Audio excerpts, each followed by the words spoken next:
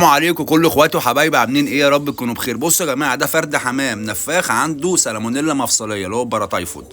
تمام، والنتيجه باينه قدام منكم اهي، او الحاله باينه. هنا بقى انا هجيب العلاج بتاعي اللي انا بستخدمه دايما. ايه هو العلاج ده يا ابو الترابيب؟ بجيب فلوموكس، وركز معايا، مع انتينال، مع امبي فلوكس، مع تتراسيد. لو مفيش تتراسيد بحط تتراسايكلين.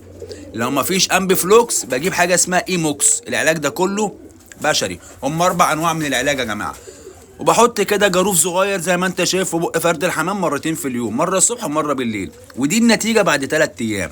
بص هنا فرد الحمام واقف ازاي، الحمد لله تم الشفاء بنسبه 80%. في زكه خفيفه ولكن الحمد لله اللي جاي احلى. ما شاء الله. وادي يا جماعه النتيجه، وادي فرد الحمام اهو قدام حضراتكم زي ما انتم شايفين اهو. ما شاء الله. هدفنا اللي احنا نفيد الناس مش اكتر والله. اهو يا رجاله، صباحكم فل ان شاء الله.